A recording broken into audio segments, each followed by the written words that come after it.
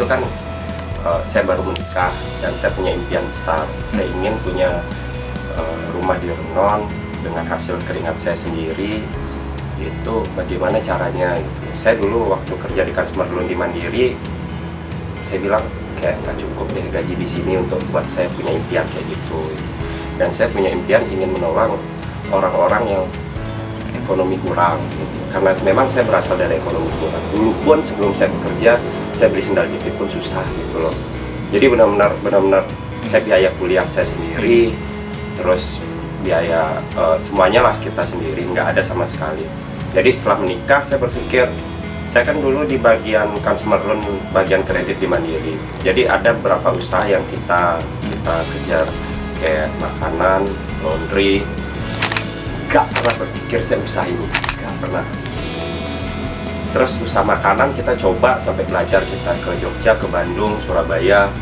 Kita coba masak, pertama buat sedikit mau, buat volume banyak, berantakan rasanya.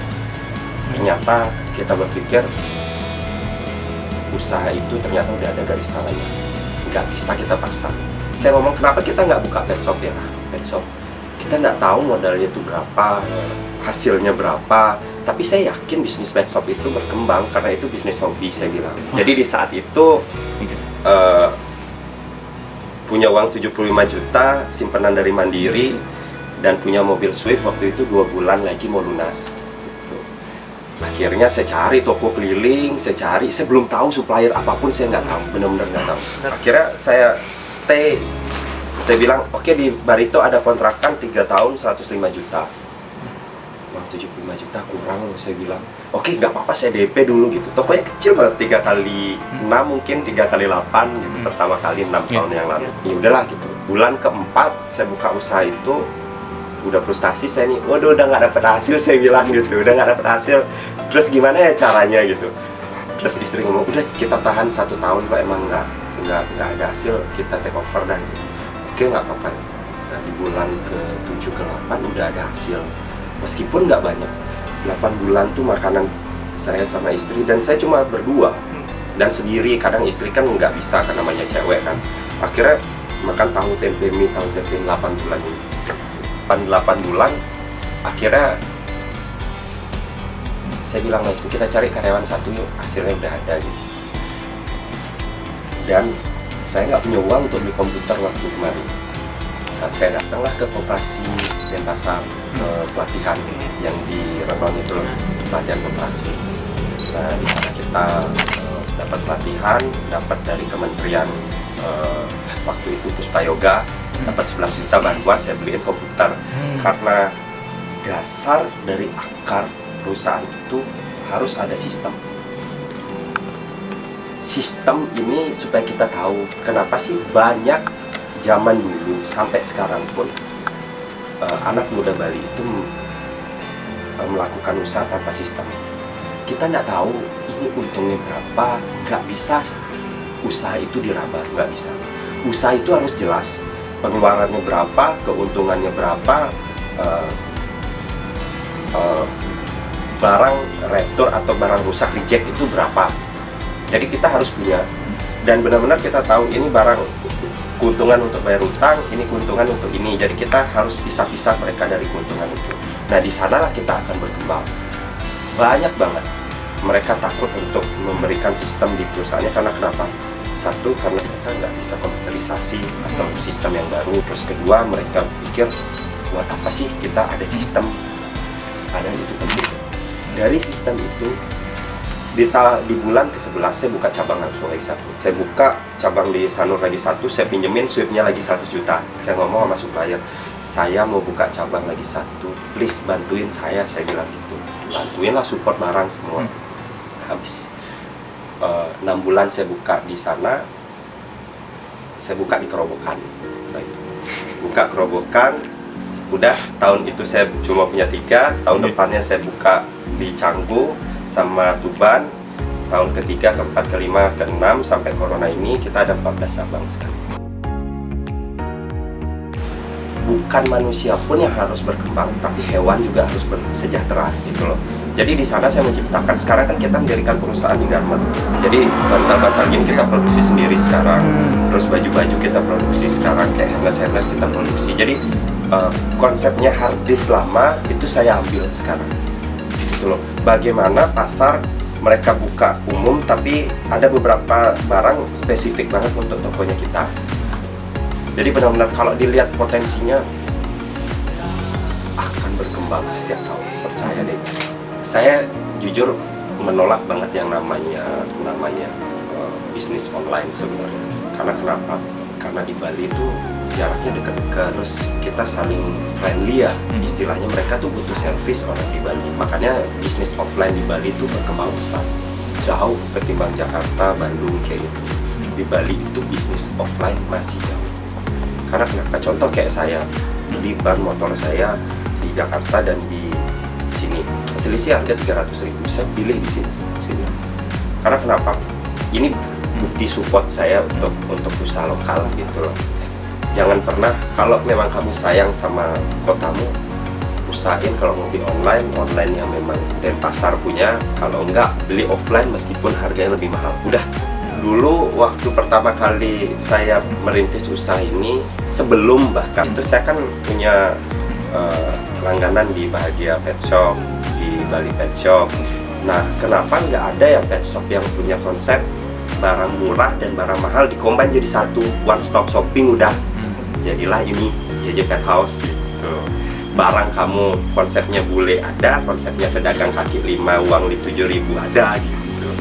Itu yang kita combine. Jadi kalau dibilang kita menjurus ke target, nggak ada, semua masyarakat kita ambil.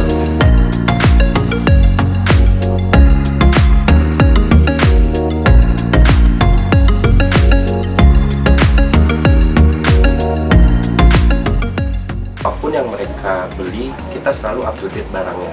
Entah itu dalam jarak 3 bulan, up to date stok itu perlu. Dan yang ketiga, kita harus jaga buffer stok.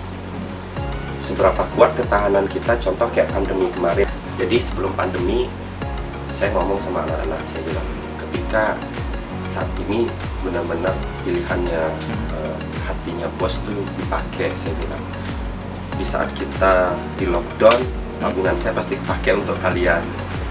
Dan yang kedua, gimana nih perkembangan kalau bisa di lockdown kita expired makanan berapa miliar, saya bilang kerugian kita kalau kita di lockdown. Saya bilang sampai saya kumpulin ya saya terima kasih sama pemerintah, ternyata di bisnis kebutuhan pokok kita nggak diberatin gitu loh.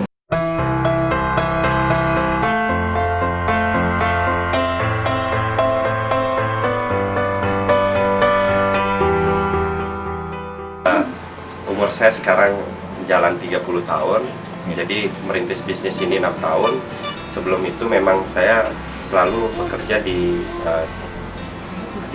yang berhubungan tentang marketing lah. Karena kenapa? Menurut saya pemasaran itu bagus. Terus yang kedua, kalau lihat dari segi keluarga, itu memang saya memang keluarga nggak mampu. Jadi before dan after rumah yang sekarang saya renovasi itu nanti kelihatan saya keluarga dari mana. Saya udah mulai di sosial media tuh kasih quotes ke mereka bahwa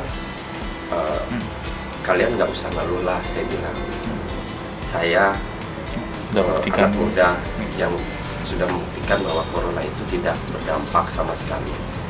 Dulu keluarga baru merintis ini 1-2 toko, saya banyak ngajak, nggak ada yang mau. Nggak ada yang mau. Sama sekali nggak ada yang mau. Malah orang lain, ketika saya buka 3 cabang, orang lain yang masuk, itu teman saya dari satu kampung negara juga. Saya ajak, ya mau nggak bro? Saya lihat kamu aja mau berhenti dari tempat kerjamu, kenapa kamu? Saya enggak, dia bilang gitu. Akhirnya dia gabung. Akhirnya sekarang jadi partner, dia yang pegang daerah Kerobokan Canggu. Dan sekarang juga di kampung banyak orang nggak percaya saya udah sukses gitu. Karena kenapa? 15 tahun saya menghilang di sini. Gak pernah saya di kampung tuh kelompok atau lama kayak gitu. Cuma enggak, datang pagi, siang pulang, datang pagi, sore pulang, sembahyang aja.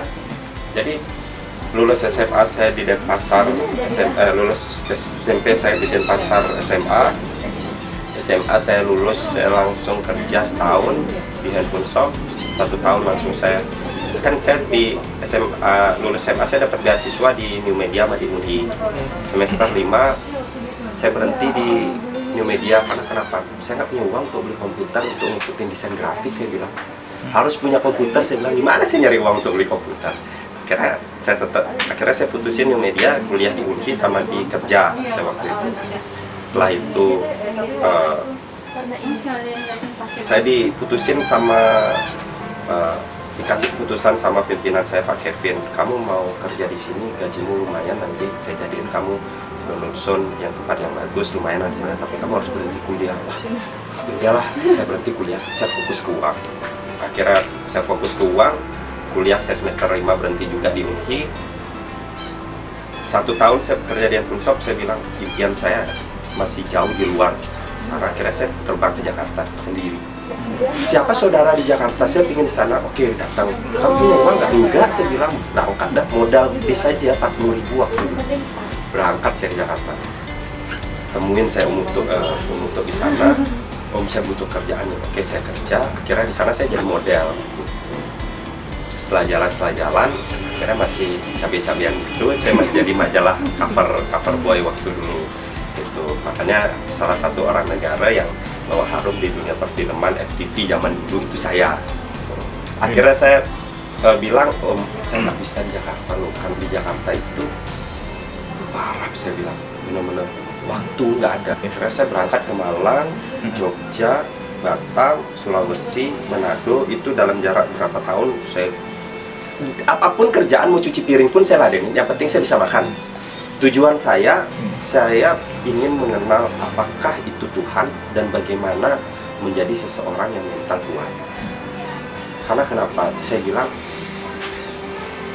saya hidup di Bali, saya masih bingung. Saya bilang, apa sih Tuhan itu? Saya bilang, lo benar, saya bilang. Dan saya ketemu itu di Semarang waktu itu. Ada seorang kiai berbicara bahwa Tuhan itu satu, gak ada yang lain. Dari sana saya pulang ke Bali, nikah, kerja mandiri dulu baru nikah. Habis itu baru saya keluar negeri, ke sekolah di Thailand, Singapura, Korea, Prancis, sama Malaysia waktu itu. Saya studi khusus untuk sekolah mandiin anjing, sekolah untuk supermarket hewan. Saya fokus ke sana. Akhirnya jadilah Jajakan House ini. Ya, saya bilang Tuhan itu memberikan hadiah untuk seseorang anaknya itu memang dari lahir. Tergantung kamu berani nggak menjalaninya. Intinya kalau namanya orang sukses itu sudah pasti pernah makan garam. Kalau belum sampai makan garam, itu nggak akan orang bisa sukses. Dan satu hal lagi, jangan pernah lihat kesuksesan itu dari materi. Sukses itu tidak menyusahkan orang lain aja kalian udah sukses. Serius ya. Jangan pernah menyusahkan orang lain. Kalau kalian mau sukses, jangan pernah menyusahkan orang lain. Udah, itu aja intinya. Yang intinya banyak orang kan, aduh saya belum sukses, belum punya usaha, belum punya uang, belum punya rumah. Jangan pernah. Karena kenapa? Suatu kebahagiaan itu tidak bisa dinilai dari uang. Waktu dulu pun saya gaji masih 1.200.000, 1.300.000, dikasih kopi, pancing sama lumut aja, itu mancing saya udah happy kok. Nah, kenapa di saat sekarang orang-orang berpikir bahwa nggak punya uang tuh nggak bahagia gitu? Jangan pernah, serius.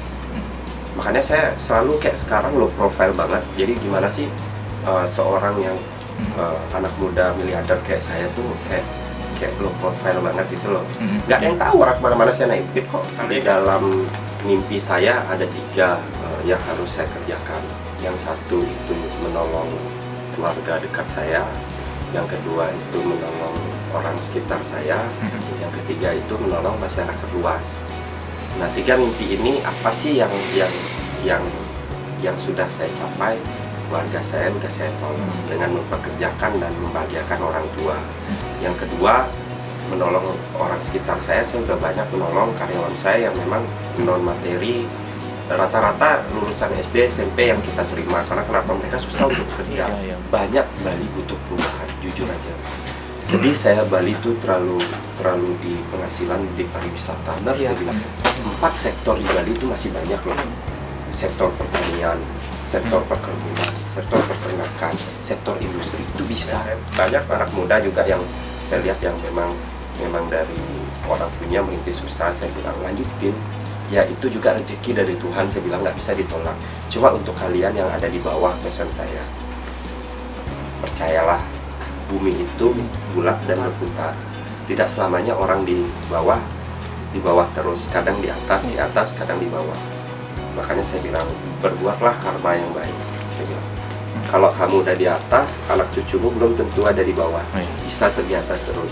Tapi kalau karmamu, misalkan kayak kakek saya dulu, saya bilang, kakek saya dulu ada di atas, anak-anaknya ada di bawah, cucunya ada di atas. Jangan sampai. Jadi syarat saya untuk anak muda khususnya di Bali, saya minta tolong jangan pernah menyerah, bentuklah mental yang kuat, karena mental itu yang penting. Jangan pernah menyusahkan, yang kata saya tadi, orang lain, meskipun orang tuamu sendiri. Di umur 17 tahun, usahakan kamu harus mandiri. Kalau memang orang tuamu mampu, ya kuliah, tapi jangan dibebankan untuk biaya hidupmu, mandiri udah. Nah di sana kita bisa membentuk mental yang kuat gitu loh. Dan saya untuk anak muda juga, saya minta tolong, cobalah hal yang baru, apapun itu, saya bilang. Karena masih banyak peluang yang bisa kita korek kok. Banyak banget, saya ngelihat aja sedikit udah bisa. Banyak banget, saya bilang.